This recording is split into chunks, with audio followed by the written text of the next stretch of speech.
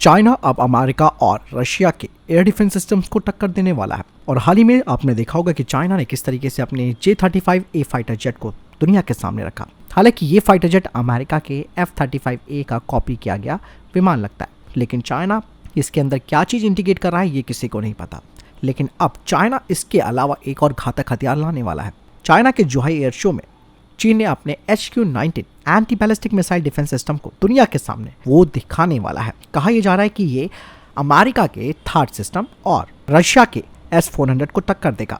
हाल ही में दोस्तों उनके इस HQ-19 की कई तस्वीरें सोशल मीडिया पर सामने आई है। इससे पहले HQ-19 का पहली बार 2021 में टेस्ट भी किया गया था और ये चाइना की सर्विसेज में शामिल हो चुके हैं। बता दें कि ये जो HQ-19 है वो बैलिस्टिक मिसाइलों को बाहरी वायुमंडल में तबाह करने के लिए स्पेशली डिजाइन किया गया है। चाइना अपने मिलिट्री प्रोग्राम को काफी गुप्त रखता है, इसीलिए ज्यादा जानकारी इसके सामने नहीं आई है। लेकिन कुछ रिपोर्ट्स बताती हैं कि HQ-19 की जो रेंज है वो 1000 से 3000 किलोमीटर के बीच हो सकती है। यानी कि अमेरिका के THAAD और रशिया के S-400 ऑप्शंस के अलावा एक और ऑप्शन दुनिया के सामने आ जाएगा HQ-19 का। यहाँ पर चाइना का HQ-19 heat to kill technology का इस्तेमाल करता है। अमेरिका के रक्षा विभाग की तरफ से भी ये बात सामने आ चुकी है कि चाइना की सैन्य क्षमताएं लगातार बढ़ रही हैं।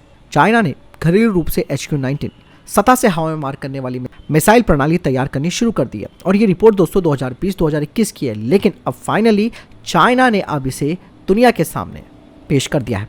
यानी कि चाइना के लिए वो हथियार होगा जो कि दुश्मनों की बैलिस्टिक मिसाइलों को खत्म कर सकता है।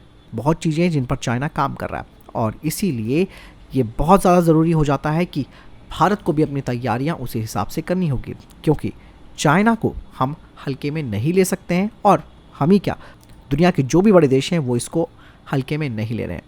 बात साफ हो जाती है कि चाइना ने जिस तरीके से HQ-19 anti ballistic missile interceptor को तैयार कर लिया है वो आने वाले टाइम पर उसके दुश्मनों पर भारी पड़ सकता है। इसीलिए जानकारी ही सबसे बड़ा बचाव होती है, ताकि अपनी तैयारियां की जा सके और दुश्मन को कम नहीं आंकना चाहिए। भले ही भारत और चाइना का सीमा विवाद खत्म हो गया हो, लेकिन चाइना 1962 वाली हरकत फिर से कर सकता है, इसमें कोई दो राय नहीं है।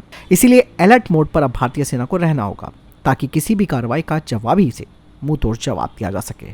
फिलहाल इस बारे में आपकी क्या राय है मुझे कमेंट सेक्शन में लिखकर जरूर बताइएगा। वीडियो को लाइक और शेयर जरूर कीजिएगा। जय हिंद, वंदे मातरम।